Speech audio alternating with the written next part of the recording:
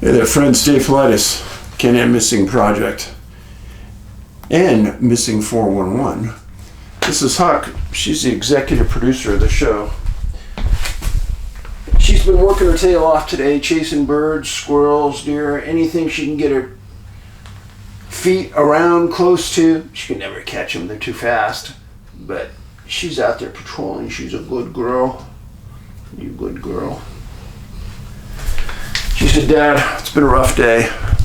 It's been hot for me. It was 92 here today. That is hot for 70 miles from the Canadian border in the Pacific Northwest.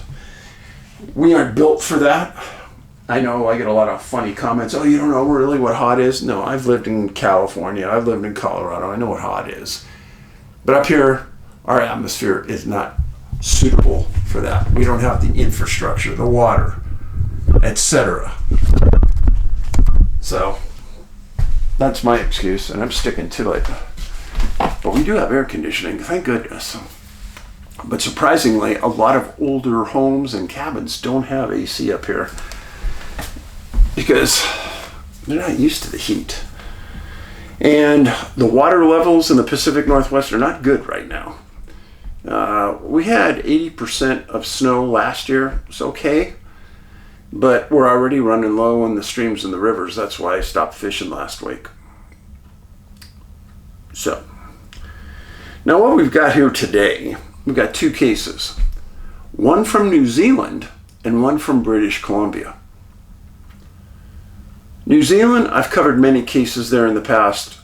British Columbia, there's a ton of cases there. And it doesn't surprise me at all that the British Columbia case is a new case. Recent, this month, July. So we'll just dive right into it. First case involves a man, a prospector, a gold prospector. I bet you didn't know that. There's gold prospecting in New Zealand. His name is Charles McAllister, missing January 21st, 2010, 70 years old. He's originally from Auckland, later lived in Hawke's Bay. And in 2005, he purchased a gold claim 5 kilometers from a city called Kumara, kind of the northern part of the southern island of New Zealand. And adjacent to Kumara is the Greenstone River. And part of the agreement was that he'd pay royalties on what gold he recovered. Now, if you've ever watched these gold mining shows on TV, it's kind of a slippery slope on how you determine what was recovered, because there's a lot of trust there. Obviously, anyone could pinch a little gold here and there and put it in your pocket and walk away and nobody'd ever know, right? A lot of trust. So they worked on a royalty basis and paying back the loan that he took out. He almost worked the claim continuously from the time he bought it. He liked mining. He had people that were working with him. It was a nice area. And Charles was tight with his family. He had a good relationship. They knew where he was. They'd come down and visit. It was a good relationship. He had grandkids, loved him. Came to visit all the time. January 20th, 2010, Charles made arrangements to meet his good friend, a man named Bernie Kay. They were going to meet at Charles's home the next day. Well, January 21st, the next day, workers saw Charles leave the claim in his ute, his vehicle. On January 22nd, Bernie Kay arrived at Charles's home. Now, originally the plan was to meet the next day, but that was changed to the following day, and Bernie arrived on that following day. And he arrived at his rental home, knocked on the front door, there was no answer. Sometimes Charles was in the back, Bernie knew him well, he opened the door and went on in to call his name, no answer. But he noticed that on the counter in the house was Charles's cell phone and his wallet, with cash sticking out of the wallet. So he searched the house, Charles wasn't there. His car wasn't there. He said, I guess he's at the mine. So Mr. K drove down to Charles's claim. Didn't see the car anywhere. Walked around the claim. It was all shut up for the night. Didn't see anybody around. Got back in his car and called Charles's kids, friends, seeing if they had seen him, know where he was at, etc. Nobody had seen him recently. Nobody knew. Well, the family started to search the claim within the next 2 days, asking the people that he worked with if they had seen him. Was he planning to be out of the area? No. Everything was status quo. Everything was good. Well, on January 26th, his family reported Charles as a missing person to the police. Now, Charles was really reliable, very trustworthy, always kept in touch with his family, usually kept his cell phone with him. So his cell phone being at his house and not with him, as well as the wallet, was a little odd. The next day, after reporting him missing, the police started a search of the area for Charles. And they took the issue seriously. They used a couple of helicopters, ground pounders, and divers in the water and in the ponds. And they also assigned 5 detectives to interview workers, relatives, and neighbors. That's a lot on a missing person case. So I gotta say, they were taking it seriously. They didn't know what they had. And then the weird stuff starts to happen. Later in that day, on the 27th, Charles's son, who was helping search, found his dad's ute on a dirt side road off of the Kumaro Inchbani Road. It's kind of like almost like a logging road off of a main road. But it was kind of near the claim, so nobody really thought it was weird. His son looked inside, opened the door, and laying on the front seat was a glass vial with $15,000 worth of gold in it. So you gotta think it's a little odd. Well, the police keep searching. Detectives kept interviewed the family, trying to understand what kind of person he was. Was he flaky? Did he have dementia? No. Sharp, businessman, hard worker. All the guys that he worked with enjoyed him. And the police kept trying to do a background on him to see if he had any enemies that could justify maybe some type of criminal involvement. Well, in 2012, the McAllister family posted a $25,000 reward for information leading him to being found. The police, his friends, the family were coming up on dead ends. They couldn't locate him. Now, they found his passport, they found his wallet, they found his cell phone, and they found $15,000 in gold. Police continued to dig into his past, and they found that there was a person out there that was trying to force Charles into bankruptcy so they could get the mine back. The claim was that the person who Charles bought the mine from said he had missed royalty payments. Well, that could be a lot of things. Nobody was saying that he had found any gold recently, but he was still being sued into court to go bankrupt. They also found a small claims action against him.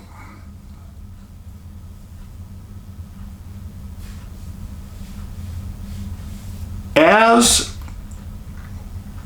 the 5-year span of Charles being gone started to come up, the regional coroner, who's a judge, also takes control of the case and has to make a determination on which direction it's going to go. Is he alive? Is he dead? What is it? Police produced evidence to the coroner that Charles was financially solvent and the justified bankruptcy would have never held up in court.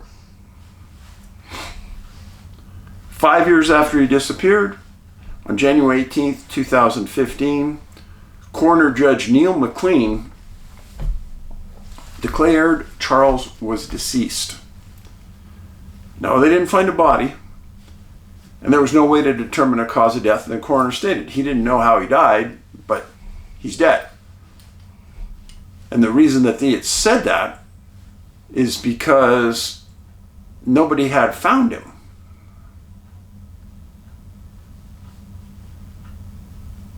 Very strange.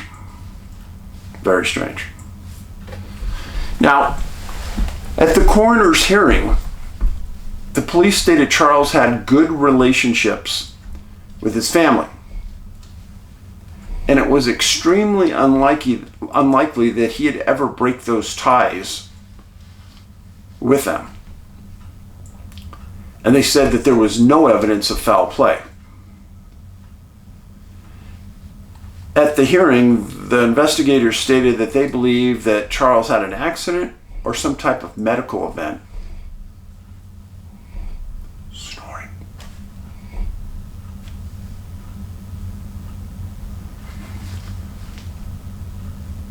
And the coroner stated that he believed Charles was dead and his body would never be located if it hadn't been located by now. Now at the hearing, they also talked about an incident in March 2012. And he disappeared January 21st, 2010. So March 2012, 2 years later. An acquaintance of Charles saw a vehicle driving southbound over the William Stewart Bridge near his claim. So his friend's going one way, this vehicle's going the other. They pass each other. And this friend said that for half a second, I got a look at the driver and I thought it was Charles. Well, this friend of his notified the police, and the following day, the police shut down that area of New Zealand. Every police car available came in there. They searched far and wide for a blue SUV. That was the only description that they could get. But they had every available police car in that area looking for that car. Roadblocks, everything. They never found it. So it's now been 13 years since Charles disappeared and he's never been found. Charles' family has repeatedly claimed that he was murdered. Now, there was no blood. There's no evidence of a crime like the police said. And I want you to think about this rationally. In his home, they found his wallet with cash in it. Okay, that's a little odd, folks. If you were going to murder somebody, I think you'd take the cash. But even above that, in his ute, they found that vial with $15,000 in gold. Why wouldn't the killer take that? You can't really trace the gold. It's really hard to trace cash. Now, this incident happened, again, on this northern part of the southern island, kind of on the western side of that southern island. And there's a place called Kumara. Kumara Junction's right on the coast. They said within 5 kilometers of Kumara was the mine, somewhere in this area right here.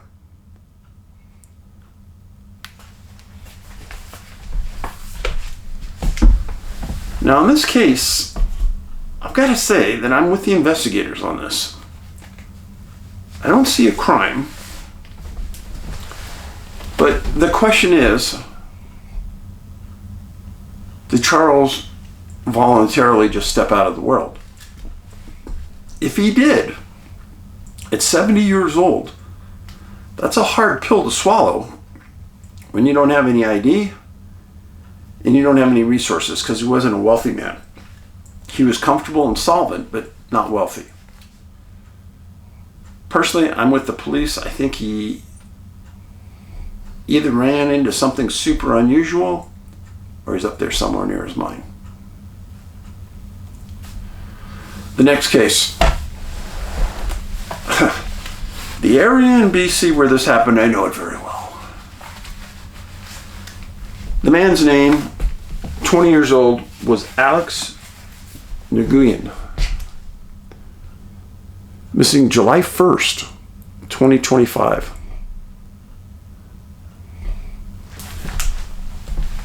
And that was Canada Day.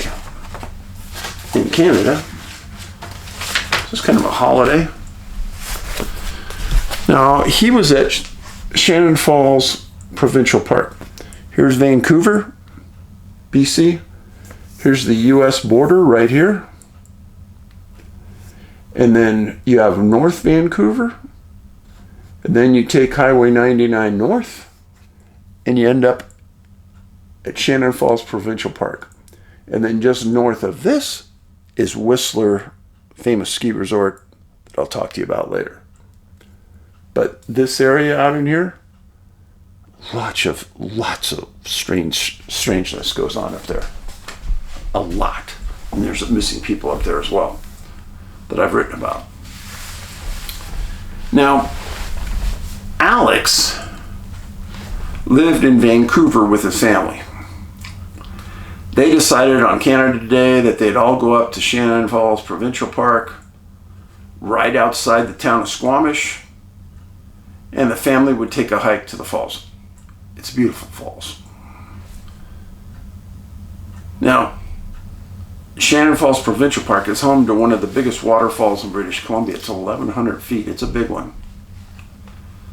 Park has a lot of trails, picnic sites. You can do a lot of different things. It kind of has a rainforest type atmosphere.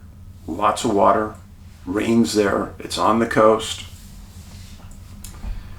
And the park has bears, wolves, and cougars.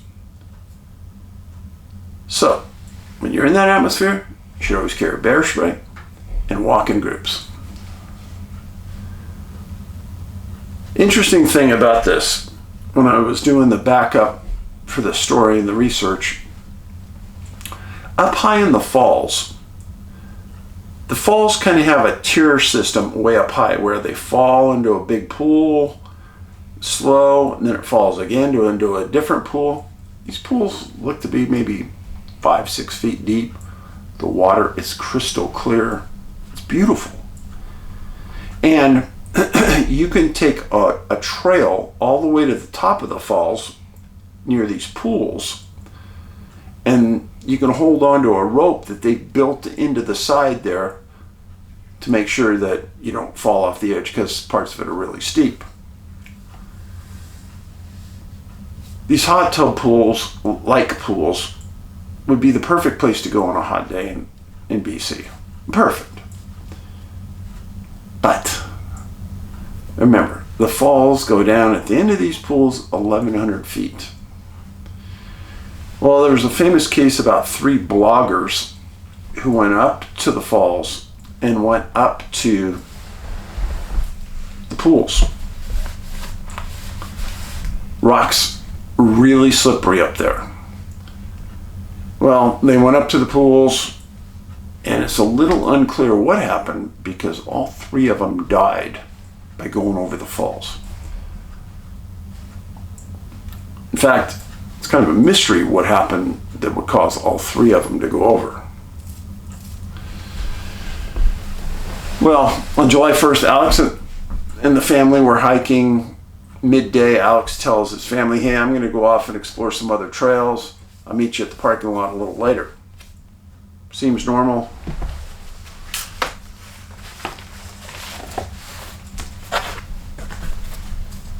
Again, this is Alex. Well,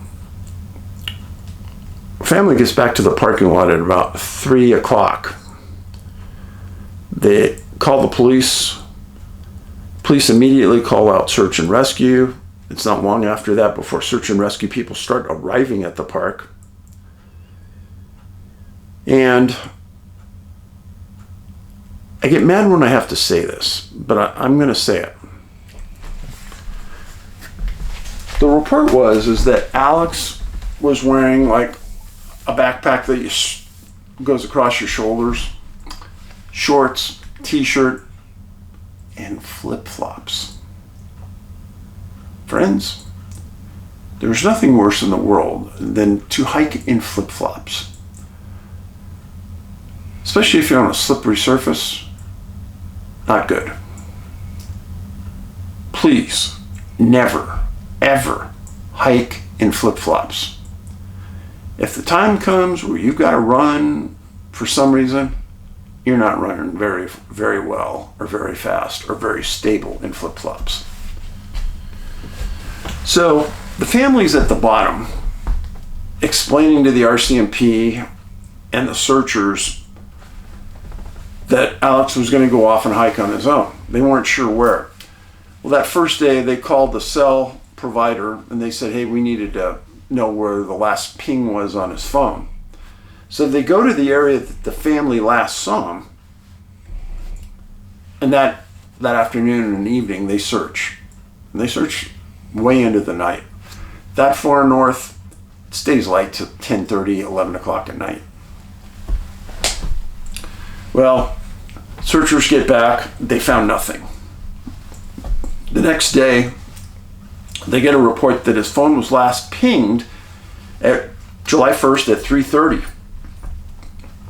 And it was pinged on the Sea to Summit Trail, just past where the trail connects with the Shannon Falls Trail, which was very close to the general area that he was last seen in.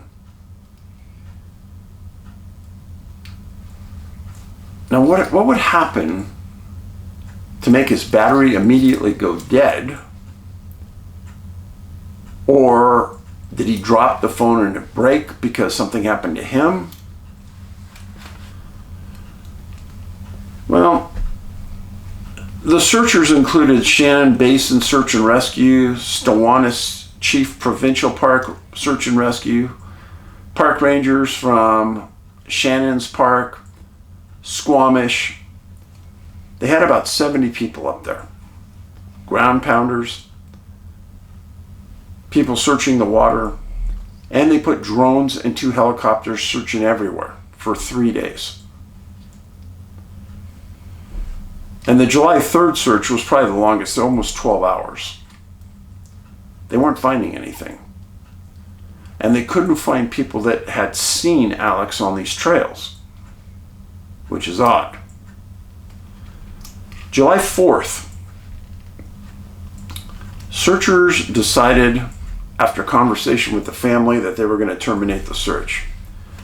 I got to admit, friends, that's an awful short search. Start searching late in the afternoon on the 1st. So you got the 2nd and the 3rd, really two and a quarter days of searching, and that's it. Sorry.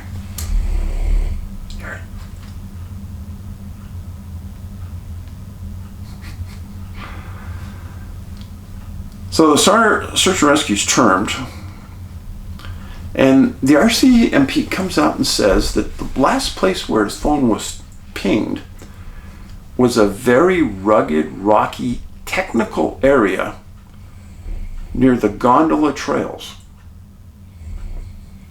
Why would a person in flip-flops go to that area? Makes no sense to me. Canines never picked up a scent that led to Alex. Now, remember I told you that this area has a lot of strangeness. I'll tell you a story. Now,